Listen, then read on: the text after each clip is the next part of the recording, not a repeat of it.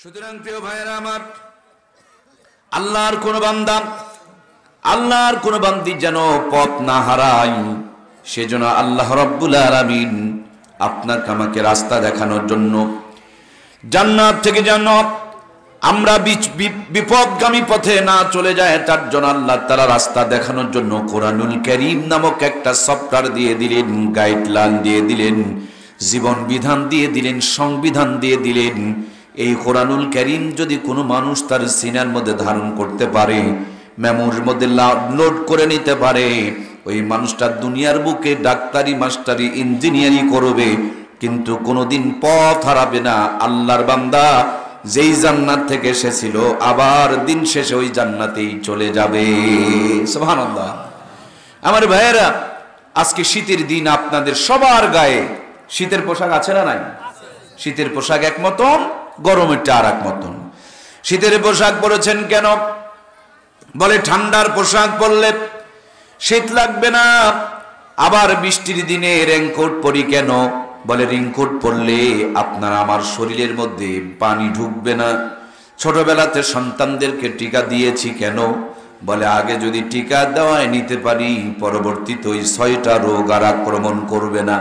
এমনি যদি কেউ কোরআন সিনার মধ্যে নিতে পারে, কলিজার মধ্যে নিতে পারে, ওই কোরআনওয়ালা মানুষটা কোনোদিন জাহান্নামে যাবে না। সুবহানাল্লাহ। টিকা দিলে রোগ হয় না, আর জ্যাকেট পরলে ঠান্ডা ঢোকে না, রেইনকোট পরলে পারে ভিতরে বৃষ্টি ঢুকতে পারে না। সেম কায়দায় যেই কলিজায় কোরআন থাকে, ওই কলিজাটা কোনোদিন জাহান্নামে জ্বলে না। সুবহানাল্লাহ বলেন। এজন্য প্রাণপ্রিয় ভাইয়েরা আমার, আপনার আমার সন্তান ডাক্তার হবে, মাস্টার হবে, ইঞ্জিনিয়ার হবে, প্রফেসর হবে, কোথাও কোনো বিপত্তি নেই। কিন্তু মূল কথাটা মনে রাখতে হবে, আগেই ডাক্তার নয়, আগেই মাস্টার নয়, আগেই ইঞ্জিনিয়ার নয়, ওই সমস্ত সন্তানগুলোকে কোরআনের ফার্মায় ঢুকায়া আগে ইমানদার বানাতে হয়। আসার সময় আমরা একটা ইটের ভাড়া পেয়েছিলাম, সেখানে ইট বানানো হয়। কি দিয়ে ইট বানানো হয়? মাটি দিয়ে ইট বানানো হয়। কিন্তু এই মাটি যদি পানির মধ্যে ফেলে দেন, কাদা হয়ে যাবে, রাস্তায় দিলে ধুলা হয়ে যাবে।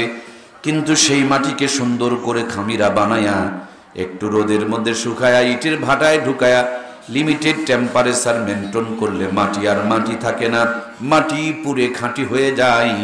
যেই মাটি পানিতে ফেলে দিলে গলে যেত, এখন সেই মাটি ভাটার থেকে বের করে পানিতে ফেলে দিলে কি গলে যায় না? শক্ত হয়, শক্ত হয়, মজবুত হয়।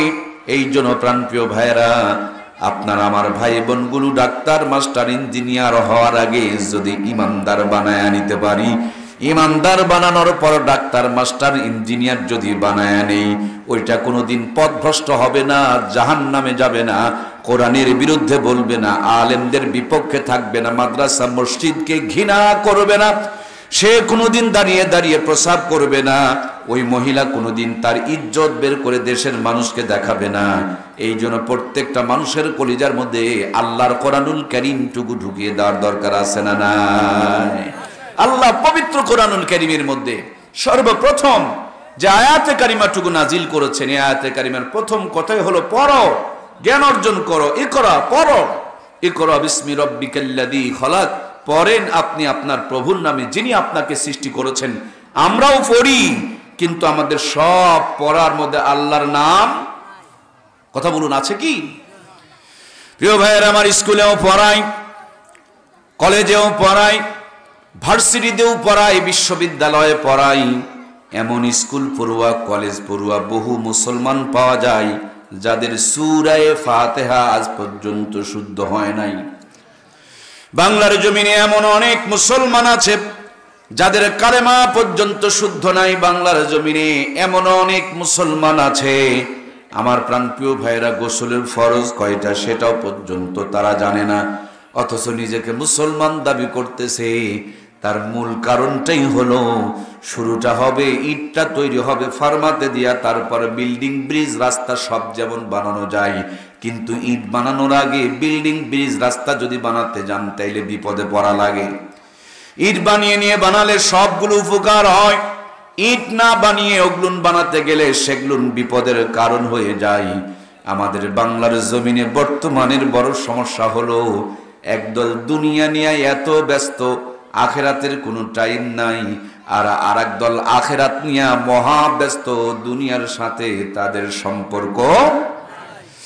আল্লাহ তাআলা পবিত্র কোরআনুল কারীমের মধ্যে বলেন, রব্বানা আতিনা ফিদ দুনিয়া হাসানাতাও ওয়া ফিল আখিরাতি হাসানাতাও ওয়া কিনা আযাবান নার। আল্লাহ বলেন, তো গোলামেরা, তোমরা আমি আল্লাহর কাছে দুনিয়া এবং আখিরাতের উত্তমটা কামনা করো এবং জাহান্নামের আগুন থেকে মুক্তি প্রার্থনা করো। আল্লাহ দুনিয়ার উত্তম চাইতে বলেছেন, আখিরাতের উত্তমটা চাইতে বলেছেন। আমি যদি শুধু দুনিয়ার উত্তম চাই, আখিরাত না চাই, তাইলে কি ঠিক হবে? আবার যদি আখিরাত নিয়ে এত ব্যস্ত হয়ে যায়, দুনিয়ার সাথে আমার কোনো সম্পর্ক নাই, এটাও ঠিক হবে? কারণ আমরা বেশি বুঝি না, আমাদের আল্লাহ বেশি বোঝেন। আল্লাহ বলে দিয়েছেন দুনিয়া এবং আখিরাতের উত্তমটা কামনা করতে হবে। বাংলাদেশের বড় একজন বুজুর্গ, নাম তার হাফিজ জি হুজুর রহমাতুল্লাহি আলাই। তিনি জবরদস্ত একজন রিসার্চ কর্নেওয়ালা, বাংলার জমিনের বড় মাপের একজন আল্লাহওয়ালা বুজুর্গ মানুষ ছিলেন, দার্শনিক মানুষ ছিলেন। তিনি একটা কথা বলে দিয়ে গিয়েছেন, ধর্মহীন কর্মশিক্ষা আর কর্মহীন ধর্মশিক্ষা, এই দুটি হলো জাতির জন্য অভিশাপ। বর্তমানে বাংলার জমিনে এই দুইটারই চলা, এই দুইটা রাস্তাই হলো সবচেয়ে বেশি। একদল এত বেশি দুনিয়া শিখছে, গোসলের ফরজ জানে না। আর একদল ইসলামের সব জানে, কিন্তু সরকারি কোন চেয়ারে বসে দায়িত্ব পালন করতে পারে না। আমার ভাইয়েরা, এ দুনিয়ায় অক্ষম ও আখিরাতের বেলায় অক্ষম, দুটি হলো আমার আপনার জন্য অভিশাপ। আমার আপনার উচিত ছিল নেগেটিভ আর পজিটিভ, লাল তার আর কালো তার, দুইটা তার যখন সংযোগ দেওয়া হয়েছে, আলো জ্বলতেছে, মাইক কথা বলতেছে, ফ্যান ঘুরতেছে, সেম কায়দাই আমরা যখন ইমামতিও করতে পারবো, আবার জেলা মসজিদের আমার ভাইরা ইমামতির পাশাপাশি ডিসির দায়িত্ব পালন করতে পারবো। কোর্ট মসজিদের আমার ভাইয়েরা ইমামতির দায়িত্ব পালন করব এবং হাকিমের দায়িত্ব পালন করব। থানা মসজিদের ওসির দায়িত্ব পালন করব। সাথে সাথে যখন ইমামতির দায়িত্ব পালন করব, সোনার বাংলা অটোমেটিকলি সোনা হয়ে যাবে, চোর আর দুর্নীতি বাজ খুঁজে পাওয়া যাবে না, ঠিক কিনা? এই যে 24-এর মহান স্বাধীনতা, এত জীবন আর রক্ত দিয়ে এদেশের স্বাধীনতা অর্জন করলেন, এটাই কি স্বাধীনতা? এর পিছনে তো এরশাদ চাচার কাছ থেকে স্বৈরতান্ত্রিক থেকে ফিরিয়ে নিয়ে আসার জন্য আরো একবার স্বাধীন হয়েছে। তার আগে পাকিস্তান থেকে স্বাধীন হয়েছে, তার আগে ব্রিটিশের হানাদারদের হাত থেকে স্বাধীন হয়েছে। এক জমিন এতবার স্বাধীন হয়, মূল কথা হলো আমার প্রিয় ভাইয়েরা, যেই কোরআন সুন্নাহর আলো নিয়ে আমরা স্বাধীন হই, ওই কোরআন সুন্নাহর আদর্শের মানুষগুলোকে আমরা ক্ষমতায় বসাইতে পারি না, গুরুত্বপূর্ণ চেয়ারগুলোতে সেটআপ দিতে পারি না। যে অন্ধকার থেকে উঠে আসি, আবার কোন চোর বসে তার চাইতে বড় অন্ধকার আমাদেরকে নিয়ে চলে যায়, ঠিক কিনা? আমরা যদি কোরআন সুন্নাহর আদর্শের মানুষগুলোকে সামনের দিনে গুরুত্বপূর্ণ জায়গাতে বসাইতে না পারি, আমাদের তকদিরে এর চাইতে বড় বিপদ অপেক্ষা করছে, ঠিক কিনা? এজন্য প্রাণপ্রিয় ভাইয়েরা আমার, আসুন প্রত্যেকটা সেক্টরে ইসলামকে মানতে হবে। আল্লাহ রাব্বুল আলামিন এমন এক জীবন বিধান আপনাকে আমাকে দান করেছেন, যে জীবন বিধানের জন্ম থেকে নিয়ে মৃত্যু পর্যন্ত, রান্নাঘর থেকে নিয়ে সংসদ ভবন পর্যন্ত, একজন রাখাল থেকে নিয়ে রাষ্ট্রপতি পর্যন্ত, প্রত্যেকটা জায়গায় আমার নবীজির সুন্নত আছে না নাই? সব জায়গায় নবীর আদর্শ, নবীর সুন্নত আছে। বাজারে যখন কাপড় কিনতে যাবেন তো দেখবেন একটা কাপড়ের ফিতা, একটা মাপকাঠি আছে, এটাতে মেপে মেপে দেয়। অতিরিক্ত দিলে দোকানদারি টিকবে না, আর কম দিলে ওই দোকানের কাছে কেউ যাবে না, কারণ এটা চোর, ও মাপে কম দেয়। সেম কায়দায় জীবনের প্রত্যেকটা আমল কবুল হওয়ার জন্য শর্ত হলো প্রত্যেকটা আমল যেন নবীজির সুন্নতের মাপকাঠি অনুযায়ী হয়। মাপকাঠির চাইতে যদি বড় হয়ে যায় চলবে, আবার যদি খাটো হয়ে যায় তখনও চলবে না। এই জন্য জীবনের প্রত্যেকটা আমল যেন নবীর সুন্নত তরিকায় হয়, সব জায়গায় সেই জন্য নবীজির আদর্শ রয়েছে। আমার কলিজার টুকরা দরদের ভাইয়েরা, সেজন্য নবীর মতে মত তাকেই বলে নবীর উম্মত। যার মত নবীর সঙ্গে মিলবে না, সেটা নবীজির পরিপূর্ণ উম্মত হতে পারবে না। নবীর হাকিকতে পরিপূর্ণ উম্মত যদি হতে চাই, জীবনের প্রত্যেকটা ক্ষেত্রে নবীজির সুন্নতগুলোকে মানার দরকার আছে না নাই? নবীজি আমার 5 ওয়াক্ত নামাজ পড়েছেন, নবীজি আমার রমজান মাসে রোজা রেখেছেন, সত্য কথা বলেছেন, হকের পথে মানুষকে আহ্বান করেছেন, অন্যায় দেখলে প্রতিবাদ করেছেন, শুধু ভালো কাজ ভালো কর্মের মধ্যে ন্যায় রাষ্ট্র পরিচালনা পর্যন্ত করেছেন, প্রত্যেকটা দায়িত্বের জিম্মাদারির সাথে পালন করেছেন। আমার প্রিয় ভাইয়েরা, মুসলমান এবং কাফেরের মধ্যে পার্থক্য হলো নামাজ। নবী বলেছেন, যার নামাজ আছে তার ঈমান আছে, যার নামাজ নাই তার ঈমান নাই। আমাদের দেশে বহু মুসলমান আছে যাদের নামাজের সাথে কোনো সম্পর্ক নাই, ঠিক কিনা? অথচ সব ইবাদতকে আল্লাহ জিবরিল আমিনের মাধ্যমে পাঠিয়েছেন, নামাজকে তার বন্ধুকে নিয়ে আরশে আজিমে দাওয়াত দিয়া সব দেখায়া দেখায়া বিদায় লগ্নে 50 ওয়াক্ত নামাজ দিয়েছেন। পড়তে বড় কষ্ট হবে, 45কে মাইনাস করে নিয়ে মাত্র 5 ওয়াক্ত রেখে দিয়েছেন। 5 ওয়াক্ত নামাজ পড়লেই আল্লাহ 50-এর সওয়াব দান করে দিবেন। সুবহানাল্লাহ। সম্মানিত প্রিয় ভাইরা আমার, নবীজি মেরাজে গিয়ে আদম আলাইহিস সালামের লম্বা জিন্দেগি দেখলেন, মুসা আলাইহিস সালামের লম্বা জিন্দেগি দেখলেন, ইব্রাহিম আলাইহিস সালামের লম্বা জিন্দেগি দেখলেন। মনে মনে আফসোস করছিলেন, ওগো আমার আল্লাহ, আমার উম্মতেরা যদি আদম নবীর জিন্দেগি বরাবর হায়াত পেত, অনেক নেকি কামাই করার সুযোগ তাদের হতো। আল্লাহ বলেন, তোমার উম্মতকে আদম নবীর জিন্দেগি বরাবর হায়াত দেই নাই, কিন্তু আদম নবীর জিন্দেগি থেকে ফজরের 2টা রাকাত নামাজ দিয়ে দিলাম। উম্মতকে বলে দিও, কষ্ট করে যত্ন সহকারে ঠান্ডা পানি দিয়ে ফজরের 2টা রাকাত নামাজ জামাতের সঙ্গে যদি আদায় করতে পারে, এই 2 রাকাত ফজরের নামাজের বিনিময় আদম আলাইহিস সালামের জিন্দেগি বরাবর সওয়াব দান করে দিবেন কে? এই জন্য মুয়াজ্জিম বলেন, as-salatu খায়রুম মিনান নাওম, ঘুম হইতে নামাজ ভালো। কত ভালো? 2 রাকাত নামাজ পড়লে আল্লাহ তাআলা আদম আলাইহিস সালামের জিন্দেগি বরাবর সওয়াব দান করে দিবেন। সুবহানাল্লাহ। আদম আলাইহিস সালামের উম্মতের জন্য 1 ওয়াক্ত 2 রাকাত নামাজ ফরজ ছিল। মুহাম্মদুর রাসূলুল্লাহ সাল্লাল্লাহু আলাইহি ওয়াসাল্লামের উম্মতের হায়াত সবচেয়ে কম, কিন্তু সওয়াব সবচেয়ে বেশি। সুবহানাল্লাহ বলেন।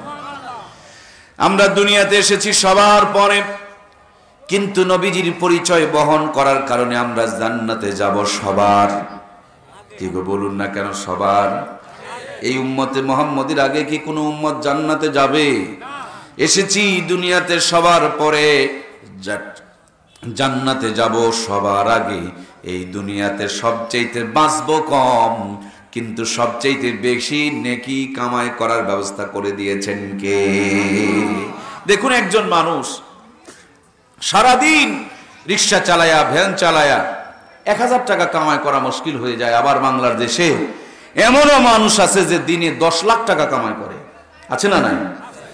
মানুষ যখন দামি হয়ে যায়, সময়ের তখন দাম বেড়ে যায়। আপনাদের গ্রামের সকল মানুষ মিলে একদিনে কামাই করেছেন 10 লাখ টাকা। এই গ্রামের কোন সন্তান যদি ইঞ্জিনিয়ার হয়, এই গ্রামের কোন সন্তান যদি রাষ্ট্রপতি হয়, এই গ্রামের কোন সন্তান যদি বৈজ্ঞানিক হয়, উনি একটা সিগনেচার দিয়ে দিলে মুহূর্তের মধ্যে 10 কোটি টাকা বরাদ্দ হয়ে যায়। মানুষ যখন দামি হয়ে যায়, সময়ের তখন দাম বেড়ে যায়। আল্লাহ বলেন, বন্ধু তোমার উম্মতদের দাম আমি আল্লাহ এত বাড়িয়ে দিয়েছি, কষ্ট করা লাগবে না। হাজার হাজার বছর যেই নবীদের জিন্দেগি দেখে তুমি আফসোস করেছিলে, তাদের জিন্দেগি থেকে স্মৃতি স্বরূপ 5 ওয়াক্ত নামাজ দিয়েছি। প্রত্যেক দিন 5 ওয়াক্ত নামাজ পড়বে, 5 জন নবীর জিন্দেগি বরাবর সওয়াব আমলনামায় যোগ হয়ে যাবে। 5 ওয়াক্ত নামাজ পড়া মানে 5 জন নবীর জিন্দেগি বরাবর সওয়াব কামাই করা। ফজরের 2টি রাকাত নামাজ আদি পিতা হযরত আদম আলাইহিস সালামের স্মৃতি থেকে আল্লাহ তাআলা দান করেছেন। জোহরের নামাজ কয় রাকাত প্রিয় ভাইরা? এই জোহরের 4 রাকাত নামাজ আল্লাহ তাআলা দান করেছেন জাতির পিতা সাইয়্যিদিনা হযরত ইব্রাহিম আলাইহিস সালামের জিন্দেগি থেকে। আমরা জন্ম নিয়েছি ভালো মানুষের ঘরে, কিন্তু আমাদের কর্ম ভালো নয়, এই জন্য আমাদের দুরবস্থা। কিন্তু জাতির পিতা জন্ম নিয়েছেন ওই জামানার একজন অন্ধকার ঘরে, মূর্তি পূজকের ঘরে। কর্ম এত ভালো, কিয়ামত পর্যন্ত সমস্ত মুসলমানের জাতির পিতার নাম সাইয়্যিদিনা হযরত ইব্রাহিম রেখে দিয়েছেন কে? আল্লাহ তাআলা বলেন মিল্লাতা আবিকুম ইব্রাহিম হুয়া সাম্মাকুমুল মুসলিমিন। মুসলমানের জাতির পিতার নাম হযরত ইব্রাহিম আলাইহিস সালাম আল্লাহ তাআলা ঘোষণা করে দিয়েছেন। হযরত ইব্রাহিম ছোট্ট মানুষ যখন বাবা কাঁধের মধ্যে নিয়ে মন্দিরে গিয়া ছোট্ট একটা টুলের উপরে বসতে দিয়া, আপনারা যারা মূর্তি বানাতে দেখেছেন আমার চাইতেও ভালো দেখা আপনাদের অনেকের হয়ে থাকতে পারে। প্রথমে দেখবেন বাঁশ দিয়া খের দিয়া পেঁচায় পেঁচায় একটা বন্দা বানায়, এরপর গায়ের মধ্যে কাদো মাখায়া দেয়, তারপরে রং মাখায়া দেয়, তারপরে পালিশ করে, তারপরে মালিশ করে, এরপরে সুন্দর করে কাপড় পরায়, তারপরে সামনে কিছু দুধ কলা দিয়া নম নম পূজা শুরু করে দেয়। দেখেছেন না দেখেন নাই? ভাইয়ের আমার হিন্দুর ঠাকুর মহোদয় যা কিছুই বলুক একটা কথা কিন্তু সত্য বলে। ওই ঠাকুর মহোদয় হাতের মধ্যে টুনটুনি নিয়া দেখবেন এইভাবে একটা করে ঝাঁকুনি মারে, নম নম নম, যা কিছু নিয়ে আসতেছে 4 আঙ্গুলির ইশারা দিয়া কয় সবগুলো আমি নেব। উপরেরটার নাম হলো এই কাঁচকলা। এই কাঁচকলা ঝোঁকায় ঝোঁকায় বলে এটা তোর আর তোর ভগবানদেরকে দেব। আজ পর্যন্ত নম নম পূজায় যারা প্রসাদ নিয়ে গিয়েছে ঠাকুরের সব খাইছে, যারা নিয়ে গিয়েছে তাদের কপালে শুধু কাঁচকলা আর কাঁচকলা জুটেছে, ঠিক কিনা? হিন্দুদের দেখে দেখে এখন মুসলমানরাও তেমন শুরু করেছে। ওদের যেমন রামনারায়ণ, মোদের তেমন মানিক পীর। ওদের হলো দুধ কলা, মোদের হলো সিন্নি ক্ষীর। ওরা যেমন রামনারায়ণের পূজা করে, আমাদের দেশে দেখবেন একদল মুসলমান আছে নামাজ নাই, রোজা নাই, পর্দা পুশিদা নাই, এরাও মাজারে গিয়া সেজদা করে ঈমান হারায়। কথা বলুন ঠিক কিনা? ওরা মন্দিরে যায়, এরা মাজারে যায়, ওরাও সেজদা করে, এরাও সেজদা করে। ওদেরও পর্দা নাই, এদেরও পর্দা নাই। ওরাও আলেমদেরকে দেখতে পারে না, এই মাজার পূজারী ভণ্ডগুলো আলেমদেরকে দেখতে পারে না। সম্মানিত প্রাণপ্রিয় ভাইয়েরা, আবার খুব খেয়াল করে দিল দিয়ে কথাগুলো বুঝবেন। মন্দিরের সামনে ভিতরে বসে যখন হযরত ইব্রাহিমের বাবা পূজা শুরু করে দিয়েছে, ছোট্ট ইব্রাহিম আব্বার গলাটা জড়িয়ে ধরে ডাকতে বলে, আব্বাজান এই যে আপনি নম নম করতেছেন, এই যে বিশাল বড় খেরের বন্দাটা বানিয়েছেন, এটা কে হয়? বাবাই বলে এটা ভগবান হয়। হযরত ইব্রাহিম বলেন ভগবান মানে কি? ইব্রাহিম আলাইহিস সালামের আব্বা বলেন ভগবান মানে প্রভু। প্রভু মানে আবার কি? বলে প্রভু মানে খোদা। খোদা মানে কি? হযরত ইব্রাহিমের বাবা বলেন খোদা মানে স্রষ্টা। এবার হযরত ইব্রাহিম বুঝেছেন স্রষ্টা মানে সৃষ্টিকর্তা। তিনি এবার ডাকতে বলেন, আব্বাজান কেবলই তো নিজের হাত দিয়া যেই খেরের বুন্দা তুমি বানাইলা, তুমি তো কেবল তাকে সৃষ্টি করলা, সে আবার কেমনে তোমার স্রষ্টা হয়? সুবহানাল্লাহ বলেন। যেমনি কথা বলেছে সদ উত্তর নাই। এবার ইব্রাহিম আলাইহিস সালামের বাবা আজর কুমার মাথার মধ্যে চক্কর খেয়ে গিয়েছে, জোরে একটা ঝাড়ি মেরেছে। ছোট্ট ইব্রাহিম কাঁদতে কাঁদতে বাড়িতে রওনা করে দিয়েছেন। মার কানে যখন সন্তানের আওয়াজ যায়, দেখবেন মায়েদের কাছে পরিচয় করিয়ে দিতে হয় না, সাউন্ড পেলেই মায়ে বুঝে ফেলে দেয় এটা আমার সন্তানের কান্নার আওয়াজ। মা ঘর থেকে ছুটে চলে আসলেন, ইব্রাহিমকে কোলের মধ্যে তুলে নিলেন, ঠোঁটে গালে চুমু দিয়া চোখের পানিগুলো মুছে দিয়া ডাকতে বলে, ইব্রাহিম কান্না করো কেন, কি হয়েছে? হযরত ইব্রাহিম বলেন, আম্মা আমার বাবা খেরের একটা বন্দা বানায়া তার সামনে কিছু দুধ কলা দিয়া নম নম করছিলেন। আমি জিজ্ঞেস করলাম এটা কে হয়, এটা কি হয়? বাবা বললেন ওইটা নাকি স্রষ্টা হয়, কিন্তু আমি নিজের চোখে দেখেছি ওইটা স্রষ্টা নয়, বরং ওই খেরের বন্দাটাকে আমার বাবাই সৃষ্টি করেছে। কথা বলুন ঠিক কিনা? সঙ্গে সঙ্গে মায়ের মুখখান চিপে ধরেছে, ডাকতে বলে, সন্তান এ কথা বলা যাবে না। এ কথা বলার কারণে 1000 2000 নয়, 40,000 সন্তানকে এই নমরুদ হত্যা করেছে, এই কথা বলা যাবে না। হযরত ইব্রাহিম বলেন, মা তুমি আর আমি, বাহিরে তো আর কেউ নাই, তুমি একটু দয়া করে আমাকে সুন্দর করে বুঝিয়ে বলো না। হযরত ইব্রাহিম আলাইহিস সালামের মা বলেন, আমি তো রব, কারণ আমি তোকে পেটে রেখেছি, আমি তোকে কষ্ট করে ডেলিভারি করেছি, আমি তোমারে দুধ পান করাই, আমি তোমাকে লালন পালন করি, আমি তোমার প্রস্রাব পায়খানা পরিষ্কার করি, সুতরাং আমি তোকে যেহেতু লালন পালন করি, আমি তোর রব। হযরত ইব্রাহিম ছোট্ট মানুষ কি সুন্দর উত্তর দিয়া বললেন, মা তুমি যদি আমার রব হও তাইলে তোমারও তো একজন রব আছে না নাই? মায়া বলেন, আমার রব হলো তোর বাবা আদর কুমার। সে বেচারি বড় কষ্ট করে কামায় রোজগার করে আমাকে লালন পালন করেন। তোমার বাবা আমার রিজিকের ব্যবস্থা করেন, সুতরাং তোমার বাবাই আমার রব। হযরত ইব্রাহিম বলেন, আম্মা আমার রব তুমি, তোমার রব যদি বাবা হয় তাহলে বাবারও একজন রব আছে না নাই?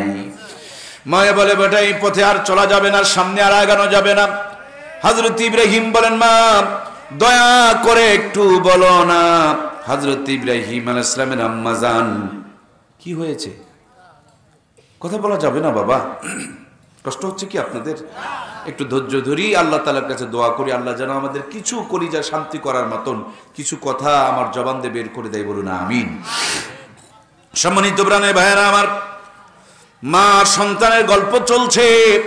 মায়ে বলতেছে, আমি হলাম তোর রব, আর আমার রব হলো তোমার বাবা। তোমার বাবার রব হলো এদেশের বাদশাহ নমরুদ। নমরুদ তোমার বাবাকে চাকরি দিয়েছেন এবং বেতন দেয়। আমরা সরকারি অনেক চাকরিজীবী দেখতে পাই, মনে হয় আল্লাহ নাই, সরকারি ওদের রব। কথা বলুন ঠিক কিনা? সরকারের ভয়ে মুখ খুলতে চায় না। সরকার জুলুম করতে বলে, জুলুম করে ফেলে দেয়। মানে আল্লাহ যে একজন আছে এটা ভুলে গিয়েছে, মনে হচ্ছে সরকারি তাদের রব। কি গো, ভুল কইলাম নাকি? বিগত বছর আমরা দেখেছি এই জুলুমগুলো সব জায়গায় চলছিল। সরকারি যারা চাকরি করত এরা মুখ খুলতো না, বলে চাকরি চলে যাবে। তার মানে রব আল্লাহকে না বানিয়ে চাকরিকে বানিয়েছিল, ঠিক কিনা? হযরত ইব্রাহিম বলেন, আম্মা বুঝলাম, আমার রব তুমি, তোমার রব আমার বাবা। আর বাবা রব যদি এদেশের বাদশা নমরুদ হয় তাহলে নমরুদের একজন রব আছে না নাই? ধরেছে বেড়ার পাশে কান লাগায়া হযরত ইব্রাহিমের বাবা সব কথাগুলো শুনে ফেলে দিয়েছে। সোজা নমরুদের বাড়িতে চলে গিয়েছে। সকালবেলা দরজার পদে ঠকঠকানি শুরু করে দিয়েছে। আজর কুমার বলতেছে, নমরুদ উঠো, ঘুম থেকে ওঠো। নমরুদ বলেন, কে? বলে, আমি আজর কুমার। লিমা জিতা হা হুনা ফিসবা ইয়া আজর, এত সকালে কেন চিল্লা চিল্লি করো রে আজর? আজর বলে, ও বস তুমি কি জানো তোমার দুশমন আমার ঘরে জন্ম নিয়েছে? নাউজুবিল্লাহ বলেন। হক কথা বলার কারণে, সত্য কথা বলার কারণে মাঝে মাঝে বাবাও শত্রু হয়ে যায়। যেমনটি ভাবে তিনি বলেছিলেন যে নমরুদ যদি তোমার রব হয় তাহলে তো নমরুদেরও তো একজন রব আছে। এবার বাপ শত্রু হয়ে গেল, বাপ গিয়ে খবর দিয়ে দিল। আমার প্রাণপ্রিয় ভাইয়েরা, হযরত ইব্রাহিমকে ধরে নিয়ে যাওয়া হলো, বিশাল অগ্নিকুণ্ড বানানো হলো। আপনারা শুনেছেন, এগুলো আমি বলবো না, গুরুত্বপূর্ণ কিছু তথ্য আছে সেগুলো না আপনাদের খেদমতে বলবো। দাও দাও করে আগুন জ্বলছে। হযরত ইব্রাহিমকে আগুনে ফেলার জন্য একটা বড় গাছ, তার মাঝে আর একটা গাছ বেঁধে এক মাথার মধ্যে রশি লাগায়া ৭০,০০০ বেবিলন দেশের যুবকরা ধরে টানতেছে। হযরত একটা ইব্রাহিমের পশম পর্যন্ত নড়াইতে পারে নাই। সুবহানাল্লাহ। নমরুদ ভীষণ টেনশনে পড়ে গেলেন, কেমনে ইব্রাহিমকে আগুনে ফেলানো যায়। ওই মুহূর্তে মিস্টার ইবলিস আজাজিল শয়তানের নাম শুনছেন না শোনেন নাই? এই মুহূর্তে মুহূর্তে রূপ চেঞ্জ করতে পারে, সুরত চেঞ্জ করতে পারে।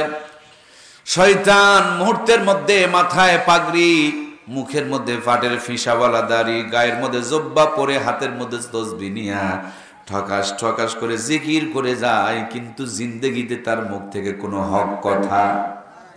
কি গো, কথা বলুন না কেন? আমাদের সমাজে এরকম বোবা শয়তান আছে না নাই? ও জিকির করবে মগর হক কথা বলবে না। এগুলো হলো মিঠা শয়তান, এগুলো হলো বোবা শয়তান। আমাদের দেশে নবীর সুন্নত নিয়ে কথা হয়, আল্লাহকে নিয়ে কথা হয়, কোরআনকে নিয়ে অপমান হয়। দেখবেন একজন জিলাপি খোর, কিছু নবীর আশেক আছে, ওরা জিলাপিরই পাগল, এগুলো নিয়ে কোনো কথা নাই। শয়তানকে ডাকতে বলে, দয়াল বাবা কলা খাবা, ঘরে বৈশা খাও, আমার দুশমন ইব্রাহিমকে আগুনে ফেলবো, একটু বুদ্ধি দিয়া যাও। শয়তান বলে, আমার তো কাম নাই, আমার কাম হলো একটাই, খালি আমি মানুষের উপকার করে বেড়াই, তাইলে আপনি আমার উপকারটা করেন। শয়তান বললেন, নমরুদ শোনো, আজকে শুধু নয়, কিয়ামত পর্যন্ত দুনিয়ার সমস্ত মানুষগুলো যদি হযরত ইব্রাহিমের আগুনে ফেলার জন্য টানাটানি করে, কিয়ামত হয়ে যাবে, ইব্রাহিমের একটা পশম পর্যন্ত নড়াইতে পারবা না। কারণ ইব্রাহিমের প্রভুর পক্ষ থেকে একদল রহমতের ফেরেশতা এসে হযরত ইব্রাহিমকে চেপে ধরে আছে, কিয়ামত হয়ে যাবে, কিন্তু তার একটা পশম নড়াইতে পারবা না। শয়তানের কথা শুনে নমরুদ ঘাবড়িয়ে গেলেন। নমরুদ বললেন, তাহলে উপায় কি? নমরুদকে বুদ্ধি শিখিয়ে দেওয়া হলো, হযরত ইব্রাহিমকে ন্যাংটা করো, ন্যাংটা যদি করতে পারো রহমতের ফেরেশতাগুলো বিদায় হয়ে যাবে। হযরত ইব্রাহিম তখন একা পড়ে যাবে, মজা করে আগুনে পোড়ানো যাবে। নাউজুবিল্লাহ। আল্লাহর পয়গম্বর হযরত ইব্রাহিমকে কে ন্যাংটা করবে? কেউ যখন ভয়ে সামনের দিকে আগায় না, হযরত ইব্রাহিম আলাইহিস সালামের আব্বা আজর কুমার তিনি ডাকতে বলেন, নমরুদ, আমি যখন খবর দিয়েছি কেউ যখন আমার সন্তানের পায়জামায় হাত দিয়ে ন্যাংটা করবে না, আমি আমার সন্তানকে ন্যাংটা করে দিতে চাই। নাউজুবিল্লাহ। আজকে আমাদের সমাজের দিকে তাকিয়ে দেখুন, ন্যাংটামি কমতেছে না বাড়তেছে? যারা যারা কথা বললেন না, আপনারা কি মনে করেন ন্যাংটামি কমতেছে? ন্যাংটামি শুধু বাড়তেছে না, বন্যার পানির চাইতেও বেশি বাড়তেছে। জান্নাত থেকে দুনিয়াতে ফেলে দেওয়ার সময় বড় আব্বা হযরতে আদম 3টা টুকরা পাতা দিয়ে ইজ্জতকে ঢেকে রেখেছিলেন। সেই জন্য মৃত্যুর পর পুরুষদের জন্য, ছেলে মানুষের জন্য কাফনের কাপড় কয় পিস? আর বড় আম্মা হযরতে হাওয়া বড় বড় গাছের 5টা টুকরা পাতা দিয়ে ইজ্জতকে ঢেকে রেখেছিলেন। সেই জন্য মৃত্যুর পর মেয়েদের জন্য, মায়েদের জন্য, আম্মা জানদের জন্য কাফনের কাপড় কয় পিস? সেই 5 পিস ছেড়ে দেয়া 3 পিস ধরেছিল। 3 পিস ছেড়ে 2 পিস আমদানি করেছিল। 2 পিস বাতিল করে এখন 1 পিস চালু হয়ে গিয়েছে। কোথায় 5 পিস, কোথায় নেমে এসেছে 1 পিস। মাত্র আর একটা পিস বাকি আছে। এইটা যদি বাদ দিয়া দেয়, দেশে থাকার আর উপায়।